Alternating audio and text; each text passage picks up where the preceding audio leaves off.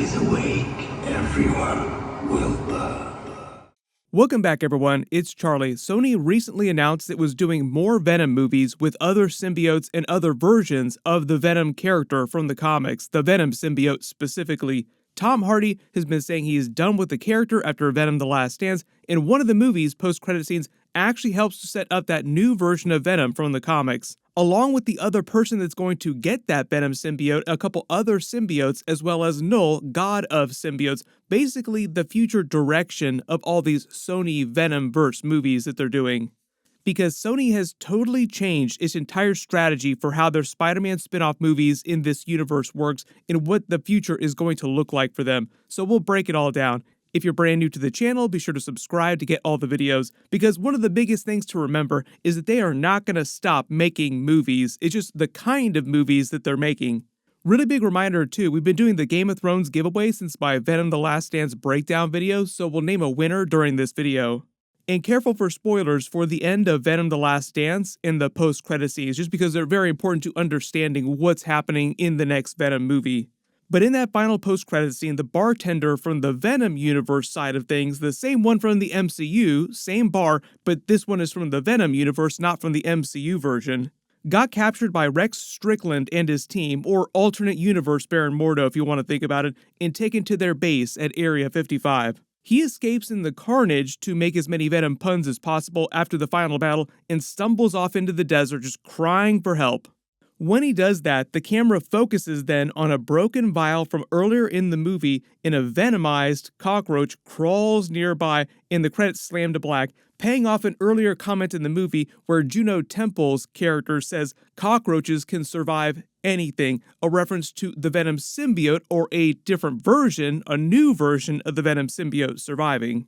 It's meant to be the spawn of the Venom symbiote from the bar at the beginning of the movie. Sadie Christmas, who gets the Lasher symbiote later in the movie, held it up while it was still trapped in a vial and puts it into storage with a couple other symbiotes. Really important for later in the movie, obviously for this broken vial here, because it gets away and venomizes the cockroach. But the purple one here is also Agony, who Teddy Payne winds up yoinking and using later in the movie too, and then keeping after the events of this movie. So the idea is that Sony's first big Venom sequel in the future, like Venom 4 basically, whatever they decide to name it, you have a new Venom symbiote that's meant to be totally independent of the Venom symbiote that Eddie Brock has had these past 3 movies. That symbiote sacrificed itself to destroy the Codex, so its personality was also temporarily destroyed. Temporarily because it doesn't mean it's gone forever. He can still eventually be resurrected based on the way the Codex works in the comics, but for all intents and purposes, in the next Venom movie, they said that they're working on right now a totally new version of Venom that was in the vial and on the cockroach now will have a totally new personality, a new mind, and a totally new host that is not Eddie Brock, so they can continue the Venom movies and all these symbiote-based movies if Tom Hardy does not want to come back. But the reason why the symbiote is black is so that they can use the Venom name. It'll basically be the new version of Venom, but a different version of Venom 2. So the second piece of this, very important but very easy to miss detail from earlier in the movie. One of the new team members on Strickland's squad was named Thompson, quote unquote, and during the battle, you hear someone shouting that Thompson's been injured, he lost his legs, like somebody lost both of their legs. All the Venom comic book readers out there probably instantly understood what Sony was doing with this franchise next. So in the comics, after Eddie Brock, the next major host of the Venom symbiote is actually Mac Gargan, the Scorpion, and after him, the third major host is ... Flash Thompson, former bully of Peter Parker, Spider-Man, at Midtown High when they were still in high school. But the difference being from the MCU version of Flash Thompson is that this one in Venom: The Last Dance and the Venom universe is much, much older. Love the MCU actor, Tony Revolori is a great actor, but he's just not ready to be a version of Agent Venom in the comics. The vibe of his character in the MCU just completely different, so obviously the one in the Venom universe is going to be more like the comic book version of Flash Thompson.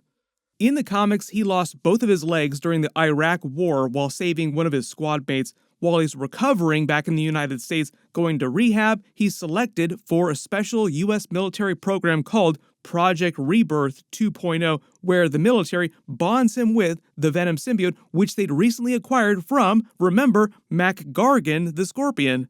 Side note too, we're getting ready to see a version of Dark Avengers in the Thunderbolts movie. They're doing that in the MCU right now, but Matt Gargan Venom was the Spider-Man on Norman Osborn's Dark Avengers team. I mean, it was Venom, but he just called him Spider-Man when he was on the Dark Avengers. Matt Gargan won't be on the MCU version of the team with a version of Venom. Like, it's a funny coincidence that all these storylines are playing out at the same time, both in the MCU and over in the Sony Venomverse. So when Flash Thompson bonded with the Venom symbiote, he goes by the name Agent Venom because he's an agent of the US military. Like, he's basically working for the military, going on missions with the Venom symbiote, which they've turned into a weapon. Venom also replaces his missing legs, and he's primarily a good character, but like I said, working for the military. So it'd be like Thunderbolt Ross doing more super soldier stuff, but using the Venom symbiote to create another super soldier in Flash Thompson. One of the other cool symbiotes that Sony is probably going to do in the future is the anti-Venom symbiote. A lot of people asked if it was going to show up during this movie too, because there is a white symbiote, but this white one in the movie isn't meant to be anti-Venom. It's just like another random one they created that was not from the comics.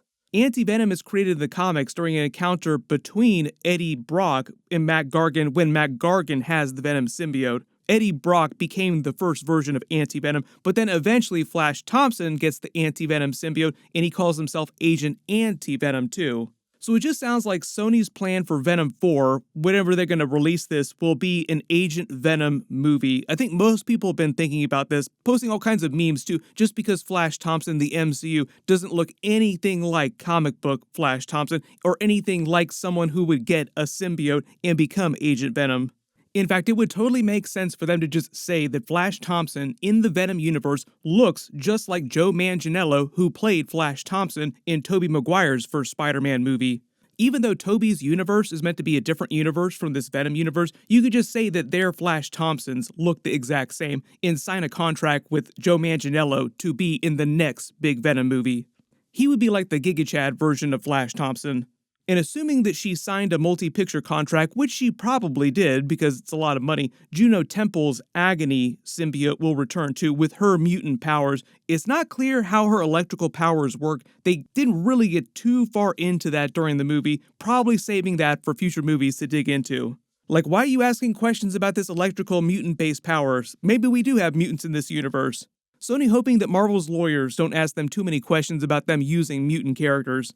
And because she's a scientist studying the symbiotes, and Knull, god of symbiotes, is easy to predict that the military would continue using her to research how to weaponize the symbiotes, like creating Project Rebirth in their universe so that they can give the new Venom symbiote to this Flash Thompson character that just lost his legs.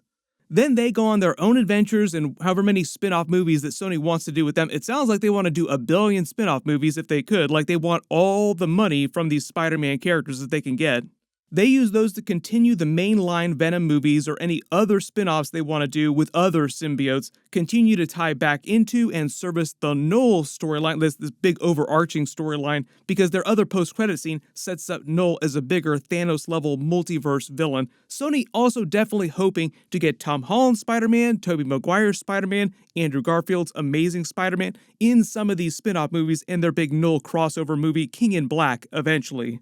I'm basically calling all these Sony spin-off movies that they're doing now, like the new direction that they're headed, the King in Black saga. Like you saw the Infinity Saga of Marvel movies during Phase 1, Phase 2, Phase 3. We're finishing the multiverse saga right now with Marvel Phase 6 in the MCU. Sony now doing, like pivoting into the King in Black saga on their side of things.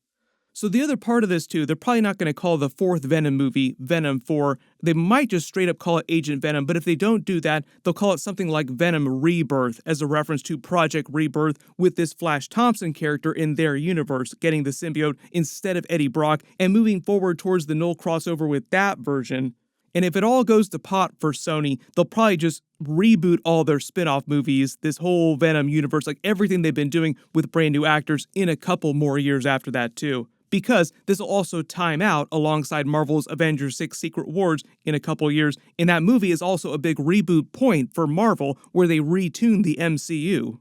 all these weird problems that Marvel's been having the last couple years, recastings that they want to pull off, just nipping, tucking, cleaning things up behind the scenes and moving forward into Marvel Phase 7 with a version of the MCU that more closely resembles the comic book 616 universe, where all the X-Men, the mutants, Fantastic Four characters, Avengers have always all existed together on the same Earth, and nobody thinks it's weird. Like, you don't have to come up with weird explainers for why people haven't been around for hundreds and hundreds of years. Like, oh yeah, you've been here this whole time. We've known each other for a long time. With a whole lot less multiverse stuff.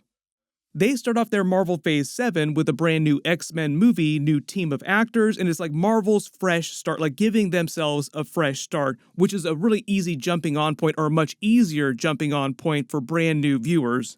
So if Sony's Venom, other spin-off movies, Spider-Man related movies flame out in the next couple years beyond like the Spider-Verse movies, they'll probably do the same thing that Marvel is doing and make a huge reboot with everything they're doing when the Secret Wars soft reboot happens, so that everybody's on the same page, like, oh yeah, we're just kind of starting fresh. Their other real big thing they're doing the next couple years is introducing a live-action Miles Morales on the Sony side of things, but they're also probably trying to figure out if they want to do that on the MCU too. Like, where does Miles Morales show up in live action first? Because they already kind of introduced the concept of an MCU version of the character, but I think Sony really wants to have a version of Spider-Man in their movies going forward, and that could be live-action Miles Morales, so that Tom Holland doesn't have to be in a billion different Sony movies too. So everybody let me know in the comments, what do you want them to do with the future of the Venom movies if it's going to be Flash Thompson, Agent Venom? There's still Anti-Venom, there's still Agony, and they can also say that the Toxin symbiote survived and bring it back too. There's still a couple huge symbiotes from the comics running around on Venom's Earth, in a couple story-based ways they can explain that Toxin survived. There are a lot of points during Venom: The Last Dance that Sony gave them where they can jump off with future spin-offs and future mainline Venom movies, which is obviously their other big concern, like eventually paying off this Knull King in Black storyline.